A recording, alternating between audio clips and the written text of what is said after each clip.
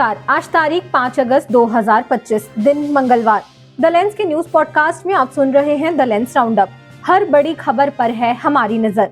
मेरा नाम है पूनम ऋतु सेन और मैं हाजिर हूँ आज की ताजा और सबसे अहम खबरों के साथ। चलिए शुरुआत करते हैं आज की सबसे बड़ी खबर से।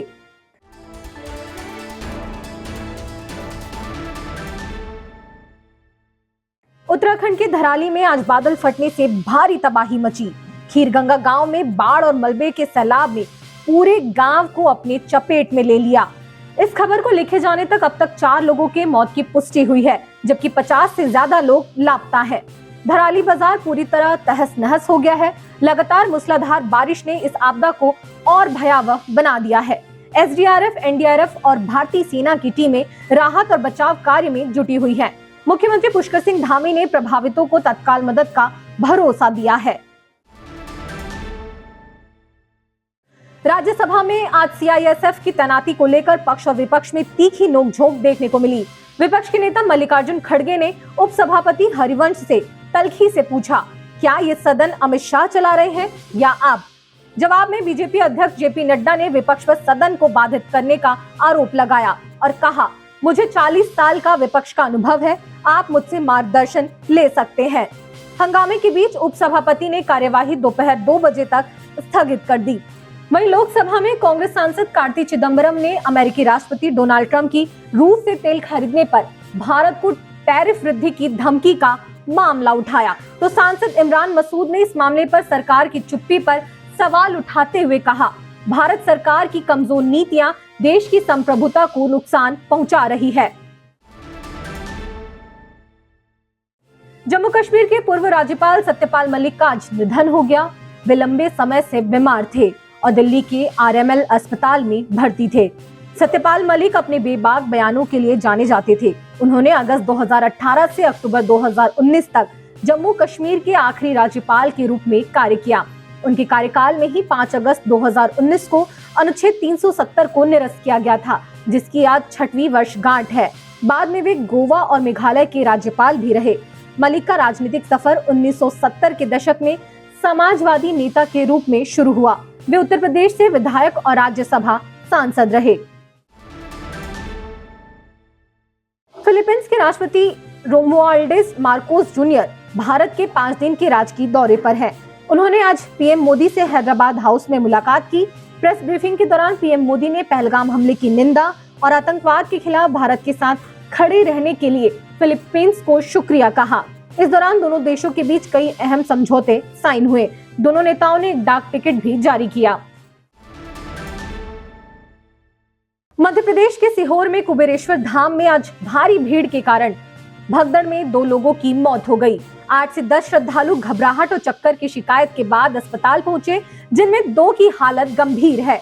बुधवार को प्रदीप मिश्रा की कांवड़ यात्रा के लिए हजारों श्रद्धालु पहुंचे, जिससे भीड़ बेकाबू हो गई। घायलों को अस्पताल पहुंचाने में 1.5 घंटे लगे। सीहोर विधायक सुदेश राय ने इस हादसे पर दुख जताया और कहा कि प्रशासन ने सभी इंतजाम किए थे, लेकिन भीड़ अधिक होने से ये हादसा हुआ। छत्तीसगढ़ का हसदेव जंगल एक बार फिर सुर्खियों में है। खबर है कि सरगुजा के केते एक्सटेंशन कोल ब्लॉक में खनन के लिए 5 लाख पेड़ काटने की मंजूरी मिल गई है।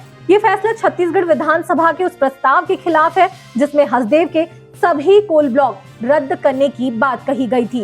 भारतीय वन्यजीव संस्थान ने भी यहां खनन पर रोक की सिफारिश की थी, लेकिन वन विभाग को कोई आपत्ति नहीं। छत्तीसगढ़ बचाओ आंदोलन के आलोक शुक्ला ने इस मंजूरी को तुरंत वापस लेने की मांग की है और प्रदेश व्यापी आंदोलन का ऐलान किया है। वहीं पूर्व मुख्यमंत्री भूपेश बघेल ने भाजपा सरकार पर आदिवासियों के हितों की अनदेखी और अडानी के पक्ष में काम करने का आरोप लगाया है। अब खबर अर्थ जगत से। डॉलर के मुकाबले रुपया आज भारी दबाव में नजर आया और 88 के करीब पहुंच गया। आज विदेशी मुद्रा बाजार में रुपया 87.95 पर खुला, जो पिछले बंद से 29 पैसे कम है। ये 6 महीने में रुपयों की सबसे बड़ी गिरावट है। विदेशी मुद्रा व्यापारियों का कहना है कि अमेरिका की भारत को रूसी तेल खरीद पर ऊंचे शुल्क की चेतावनी के चलते रुपया दबाव में है और ये दबाव इस सप्ताह भी जारी रह सकता है। अब खबर जरा हटके में बात साइंस के जरिए पुनर्जन्म से जुड़ी। जर्मनी की एक स्टार्टअप कंपनी टुमारो बायो ने मौत को चुनौती देने का अनोखा दावा किया है, जो इन दिनों सुर्खियों में है। कंपनी क्रायो प्रिजर्वेशन सर्विस के जरिए मृत शरीर या सिर्फ दिमाग को फ्रीज कर भविष्य में पुनर्जनन का वादा करती है, जब तकनीक इतनी उन्नत हो जाएगी कि इन्हें फिर से जिंदा किया जा सके। इस प्रक्रिया में मृत शरीर को -198 डिग्री सेल्सियस पर लिक्विड नाइट्रोजन में रखकर डिकम्पोजिशन को पूरी तरह रोक दिया जाता है, जिसे बायोस्टेसिस कहते हैं। कंपनी पूरे शरीर के लिए 1.8 करोड़ रुपए और सिर्फ दिमाग के लिए 67.2 लाख रुपए लेती है। अब तक 6 लोगों और 5 पालतू जानवरों का क्रायो प्रिजर्वेशन हो चुका है, जबकि 650 से ज्यादा लोग इस सेवा के लिए पैसे जमा कर रहे हैं और अपनी बारी का इंतजार कर रहे हैं। कंपनी का दावा है कि वे ऐसी दुनिया बनाना चाहते हैं जहां लोग अपनी जिंदगी की अवधि खुद ही चुन सके। आज के लिए बस इतना ही। कल फिर मिलते हैं नई खबरों के साथ। खबरों को विस्तार से पढ़ने के लिए विजिट करिए हमारी वेबसाइट thelens.in। यूट्यूब के अलावा हमारे पेज को फेसबुक, इंस्टाग्राम और एक्स पर भी फॉलो करें। शुक्रिया।